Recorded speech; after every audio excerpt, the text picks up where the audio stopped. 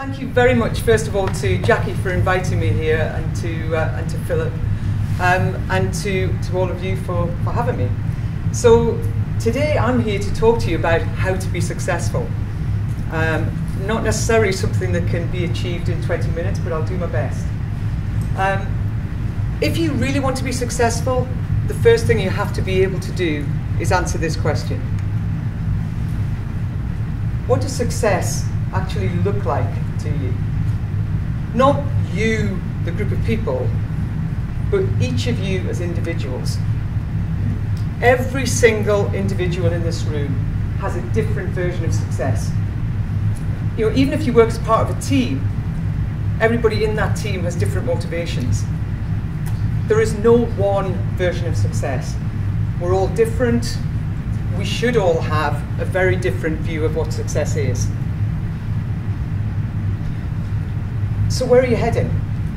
You know, how many of you drive? Fair few, good.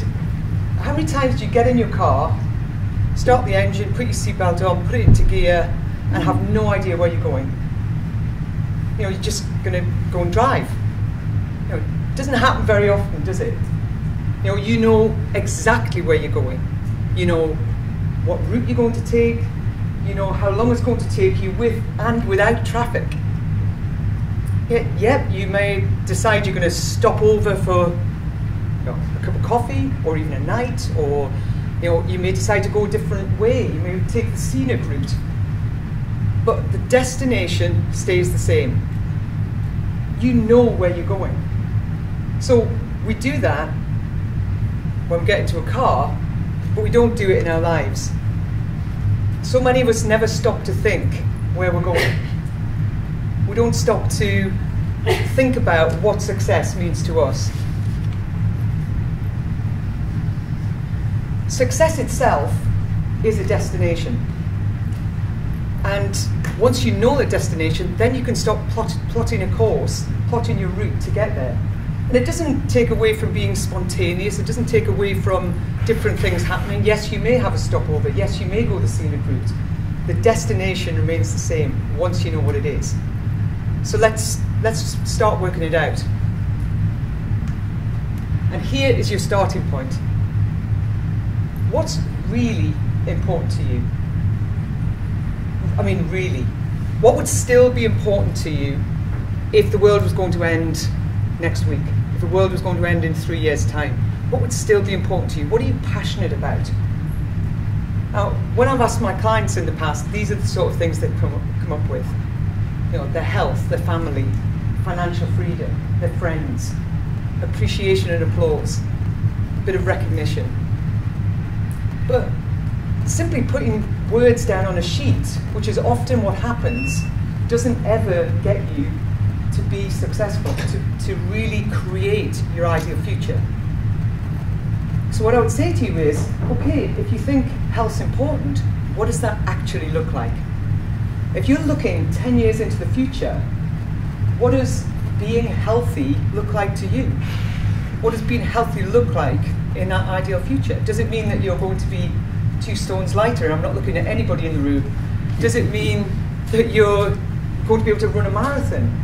That you're going to be fit enough to play with your children, your grandchildren as they grow up?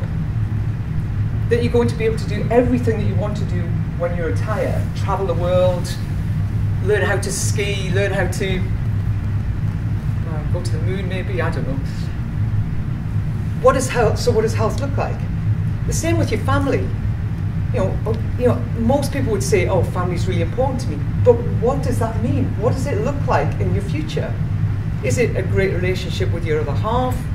Great relationship with your children or your parents, if you're lucky enough to still have them? What does it look like? What does it mean? Financial freedom. Financial freedom. Whoa, what does that mean? Does it mean you've got a £1 million business, that you're able to take a couple of holidays a year, that you've got no mortgage? If you're looking into your future, even 10 years from now, what does financial freedom really mean to you? What is the figure that would make you free?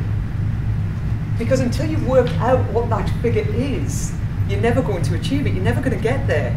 Or you might get there by chance. You know, if you don't know where you're going, any road's going to take you there. So working out what these things really mean, really digging deep, digging down until you can see your ideal future, so you can be absolutely 100% certain that you know what it is.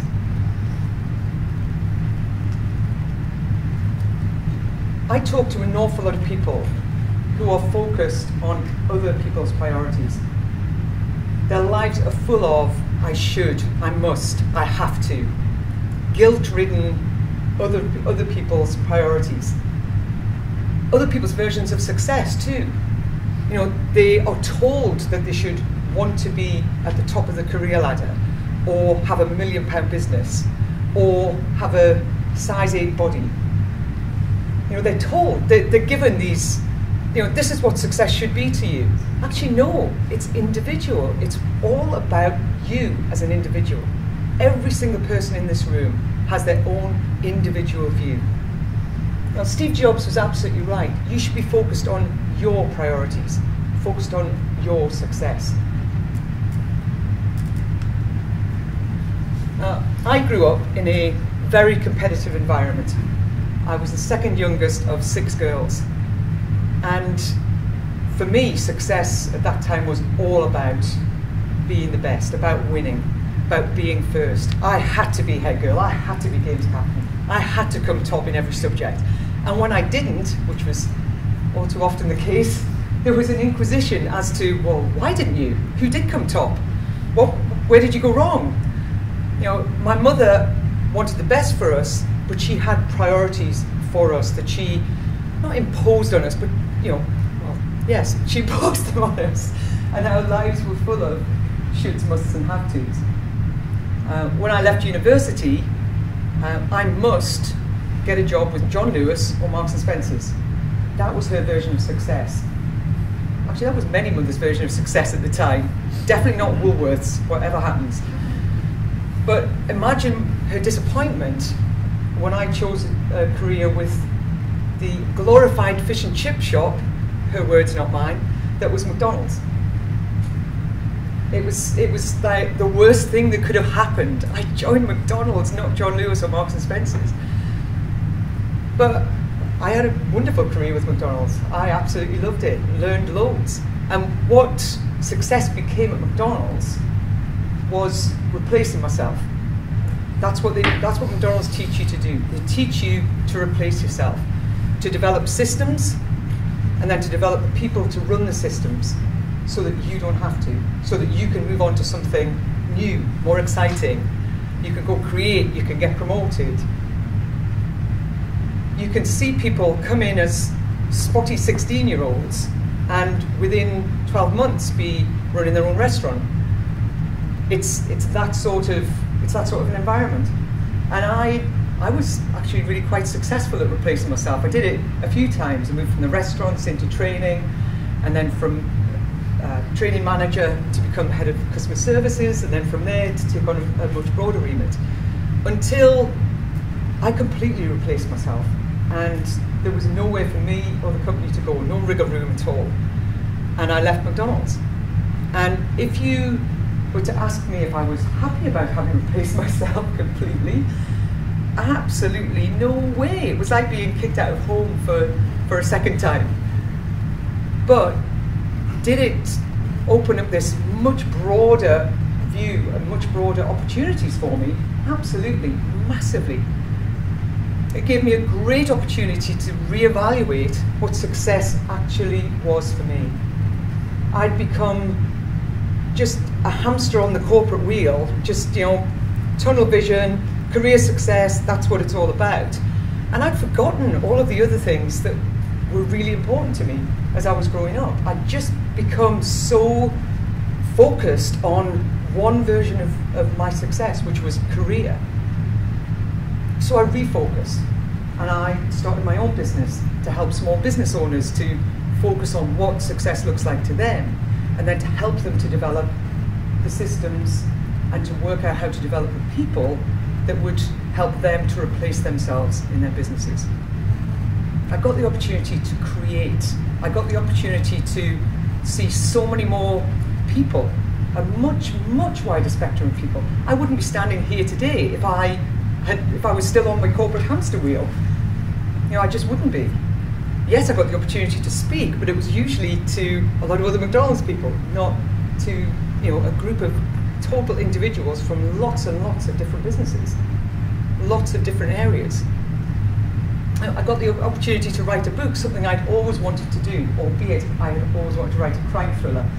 The Process to Profit isn't quite a crime thriller, but it does show people how to systemize like McDonald's. So it helps business owners. The McFreedom Report helps them to understand that you can replace yourself. And then I give my new simple systems, the Systems Academy, that give people a starting point to support them. So, you know, I'm focused now on what I absolutely love. I'm focused on what's important to me. The McFreedom system takes business owners step by step, asking them, where are you now? Where do you want to be? Right, let's help you get there. And ultimately, for many of the people I work with, it is about replacing yourself, because that's a key to success for an awful lot of business owners who are working 14-hour days, 7 days a week. You know, they started out on this great venture thinking, yes, success is having £1 million business, and then they get bogged down in, actually, really, this isn't any fun. This isn't fun anymore. They've just got a job, really. Somebody described job to me as just over broke. That was a bit harsh, but I thought it was an interesting one. You know, what is really important to you? What is it? Think about it. Take the time, maybe this weekend, to just sit and work it out. You know, we just don't do it. We don't stop. We don't stop to think about what our ideal future would look like.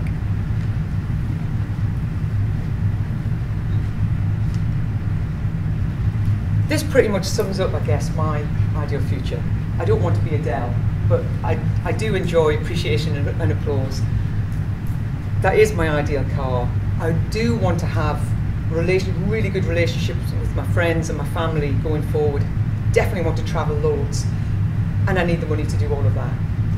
But what would your pictures be? Because when you know what success looks like to you, then you can go after it. You can actually start. If you don't know what it is, you can't go after it.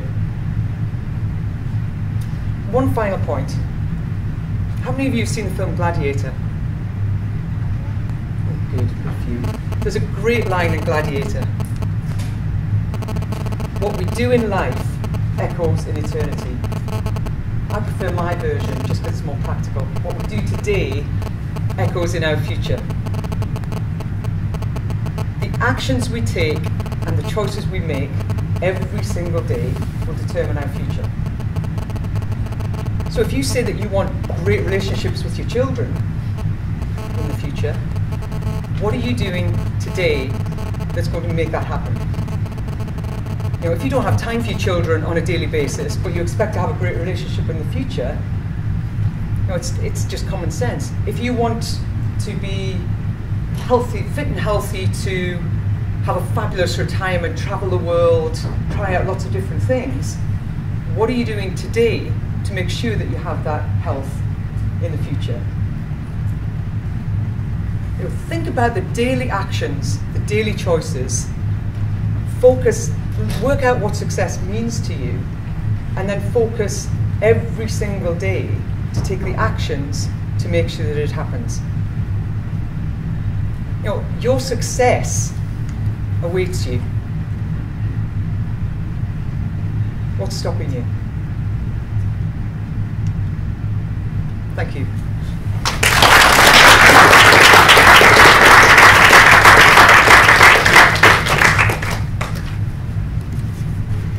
Thank you, Marianne. Any time for any questions? Or Yes, absolutely. anybody have any questions? Questions for Marianne? No? Yeah, I have one. When it came to replacing yourself, what gave you the confidence to say, I can replace myself without making myself redundant? Was it being part of a bigger company, or was it a kind of inner confidence? bit of a mixture, if I'm honest. There was always, I mean, the McDonald's is a great company in terms of opportunity. There are, you know, people talk about, they're a very easy target, as you know, I'm sure everybody in this room has an opinion of McDonald's one way or the other. But what they do brilliantly is take that 16-year-old, and within a very few short weeks, they are able to do, they're able to be productive in the business. And there aren't many businesses that can say that. That there are, you know, because there's a system for absolutely everything, it gives you that confidence.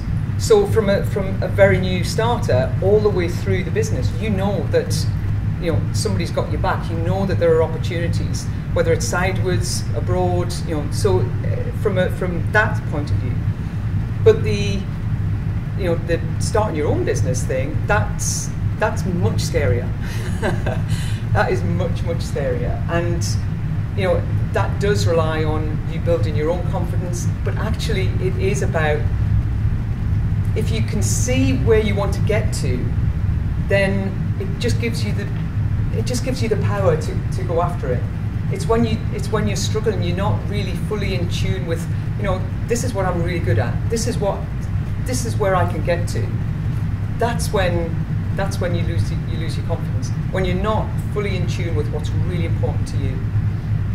And I to be honest, I went sort of round the houses a little bit.